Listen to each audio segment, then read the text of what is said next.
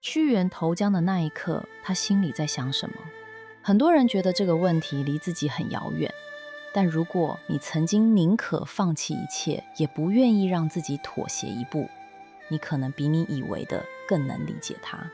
而这集就是在说你。欢迎回来桑木心理观察站，我是桑木。上集我们从荣格的理论框架出发，介绍了屈原这个人，以及他如何在那个时代里用自己的方式对抗现实。我们也说到了荣格心理学的第一个核心概念——集体潜意识。如果你还没有看过上集，我在右上角放了连结，建议先补一下，会让这集更好懂一些。那么这集我们要继续往下走，去看那些更深、更难处理的东西。荣格说的阴影 shadow， 还有他说的 anima， 也就是内在女性，以及最终的问题，当一个人被自己的阴影淹没，他还有没有出路？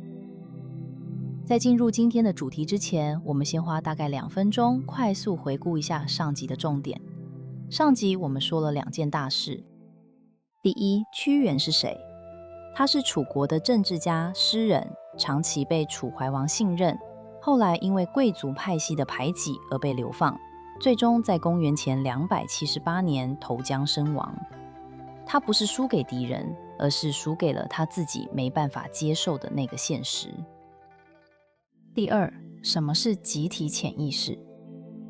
荣格认为，在每个人的意识底下，有一个所有人类共享的深层记忆库，里面装着我们跨越时代、跨越文化都会有的原型形象和原始情感。屈原在诗作中大量使用的神话意象，就是在跟这个集体潜意识对话。好，回顾到这里，在正式进入今天的主题之前，我想先补一个概念进来，因为这集会一直用到它。荣格有个概念叫做人格面具 persona， 也就是我们为了融入社会，让别人接受我们而戴上的那一张脸。上集我们说到，屈原用忠臣高洁之士的形象定义自己，这就是他的人格面具。这张脸他戴了一辈子，最后他变成了他没办法脱下来的枷锁。记住这个概念，等一下会一直出现。好，现在进入今天的第一个核心概念。荣格心理学里有一个概念，很多人听过，但很少人真正理解它的深度，那就是阴影 shadow。 荣格说，每一个人的心理结构里都有一个暗面，那个你不太愿意让人看见的部分。那个暗面装的什么？装着所有你不愿意承认自己有的那些东西。你的愤怒，你的嫉妒，你的脆弱，你想被人看见的渴望，你有时候其实很自私的那一面。在荣德的理论框架中，阴影并不是坏的东西，它只是被你压抑着的东西。你压它，是因为你从小被教导这些东西不应该存在。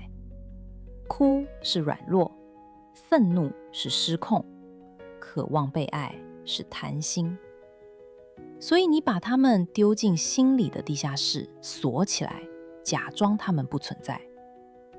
但荣格说，你锁得越紧，它就长得越大。那屈原的阴影是什么呢？从荣格的框架来看，屈原最深的阴影是他对被需要这件事的极度渴望。你看他的作品《离骚》，整篇都是在说，为什么没有人懂我？为什么没有人愿意用我？表面上他在说的是对楚国的忠诚，对理想政治的追求，但在那一层高洁的叙事背后，有一个他从来不愿正视的问题。他太需要楚怀王的肯定了，他需要被看见，需要被选择，需要有人说你是对的，你是好的，你值得。这不是批评屈原，这是人性。但问题在于，他从来没有把这个部分整合起来。他用忠诚这个高尚的说法，把自己渴望被肯定的阴影给盖住了。所以当那个肯定消失的时候，当楚怀王不再信任他，他整个人就崩溃了。他的人格面具告诉他，我是忠臣，我不需要任何人的怜悯。但他的阴影却一直在说，我好需要被看见，我好需要有人说我值得。这两个声音，他从来没有办法同时承认，他们都是自己的。在荣格的理论框架里，阴影未整合会以3种方式呈现出来。第一种是投射，你把自己不愿意承认的东西投射到别人身上。屈原一直说那些反对他的贵族是小人，是蝇营狗苟之辈。但是如果你仔细读他的诗，你会发现他其实也很清楚，那些小人懂得生存，懂得妥协，懂得在现实里找到自己的位置。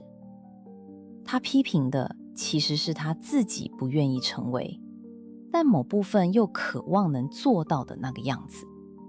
第二种是爆发，当阴影被压抑太久，它会在某个临界点突然涌出来，变成极端的情绪反应。屈原在流放期间写下的作品充满了强烈的痛苦、愤怒和幻灭。这不是正常的悲伤，而是一个人在阴影长期压制后终于决堤的样子。第三种最危险，叫做认同阴影。当一个人觉得反正我就是那样，我的痛苦就是我全部的意义，他就开始被阴影吞噬了。屈原在《怀沙》这首诗里已经把死亡写成了一种美德，一种纯粹的归宿。那个时候他的阴影已经吞掉了他。阴影从来不是问题本身，不敢看它才是。屈原最后选择的不是死亡，是他终于可以不用再假装自己没有阴影。说到阴影如何影响一个人的选择，其实阴影不只是在古代诗人身上才会看到，在现代关系里，未整合的阴影往往会决定你爱上谁。为什么你总是被某一类人吸引，然后又在同一个地方受伤？关于阴影如何影响我们选择亲密关系，我们在《远离毒性纠缠》系列影片的第1集有完整深度的解析。片尾推荐影片可以直接点进去，不用另外找。好，我们来到今天的第2个核心概念，阿尼玛。阿尼玛，荣格称之为内在女性。荣格认为每个人心里都藏着一个和自己不一样的那一面。心理结构偏向男性的人，内在其实也藏着女性特质，柔软、感受力、渴望连结、渴望被接纳。荣格把这个内在原型称为阿尼玛，也就是内在女性。反过来，心理结构偏向女性的人，内在藏着的是男性特质，果断、主见、对掌控感的渴望。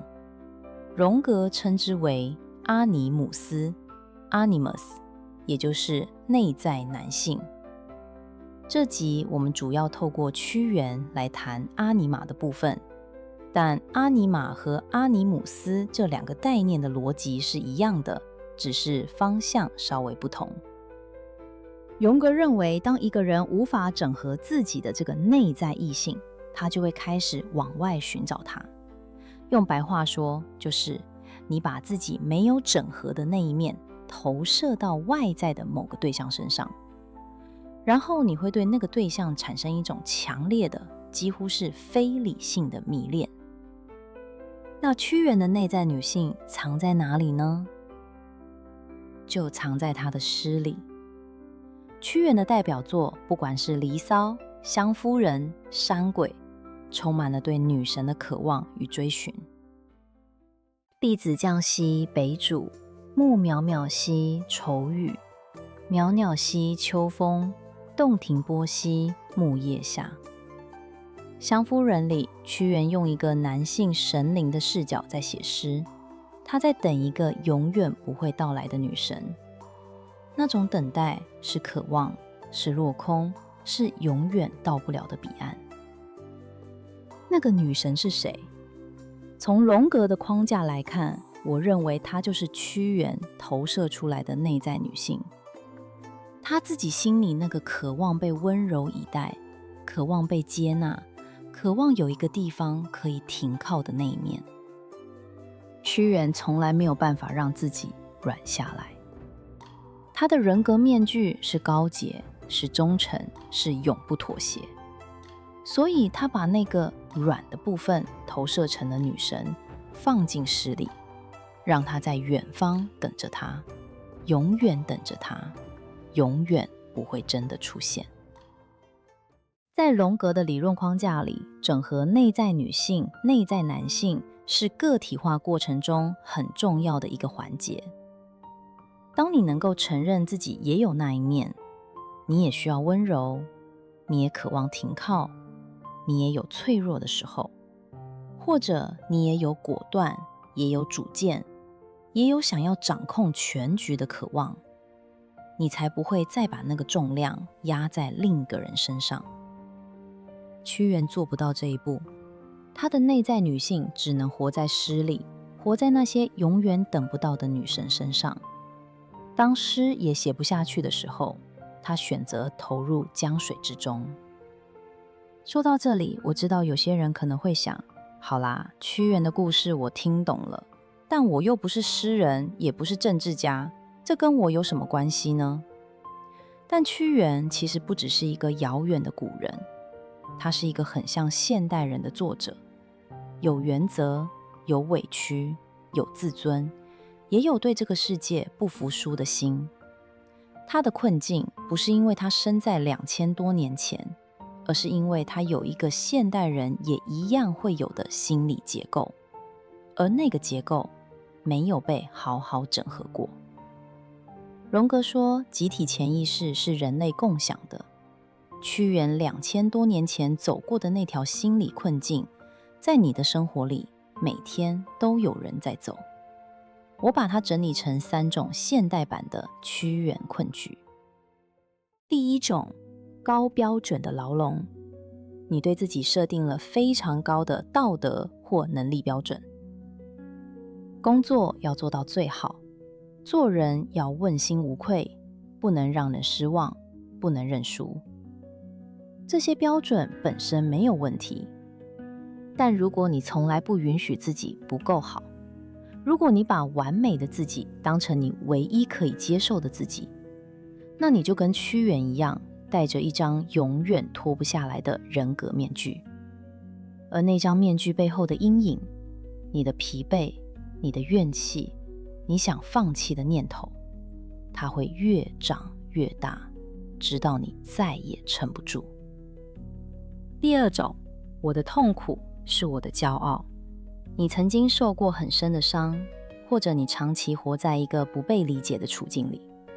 那段痛苦让你变得很特别，很有深度，和那些普通人完全不一样。但慢慢的，你开始把痛苦变成一种身份，没有了那个痛苦，你就不知道自己是谁了。所以你开始拒绝那些试图让你好过一点的机会，这就是认同阴影。屈原在怀沙里说，知死不可让，愿勿爱惜。意思是，知道死亡是无法回避的，所以爱惜生命又有什么用？他把痛苦写成了一种更高的境界，但那不是境界，那是阴影完全吞掉了一个人的样子。第三种，只要有人懂我，我就能撑下去。你把自己的心理平衡放在某一个人或某一件事身上，那个人是你的上司、你的伴侣、你的父母，或者是整个社会对你的肯定。只要他们认可你，你就还好。一旦他们不认可你，你整个人就崩了。屈原把这个懂我的人投射在楚怀王身上，楚怀王一旦转身不认同他，他就失去了活下去的意义锚点。这不是屈原的软弱，这是他从来没有找到一个属于自己的、不依附在别人眼光上的存在理由。那么，荣格有没有给出答案？有，他给的答案叫做个体化 （individuation）。个体化不是变得更独立，也不是学会不在乎别人。荣格说的个体化是一个人有能力把自己所有的部分，包含光明的、黑暗的、高尚的、阴暗的，那些你愿意坦诚的和不太愿意承认的，都认可他们是自己的一部分，然后在那个基础上成为一个完整的人。不是完美的人，是完整的人。这两个词差很多。个体化有几个具体的步骤。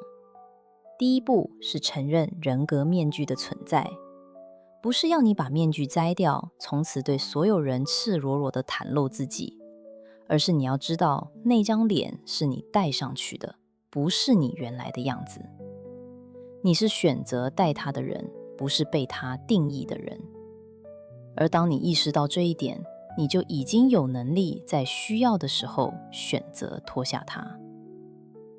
第二步是正视阴影，找一个你强烈批评的人，或者一个让你非常抓狂的行为，问你自己，在我批评他的那个地方或抨击那个行为时，有没有一部分其实是我自己也有，但不愿意承认的？这个练习非常不舒服，但它是整合阴影的起点。第三步是与内在异性对话，问你自己，有没有某一种特质你很欣赏它出现在别人身上，但你从来不觉得它可以属于你？那种特质可能就是你的内在异性在跟你说话，它不是叫你变成另一种人，它是在说那个部分其实也是你的，你不需要一直从别人身上借来用。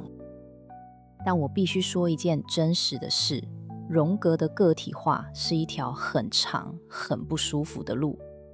它不是看完一部影片就能做到的事。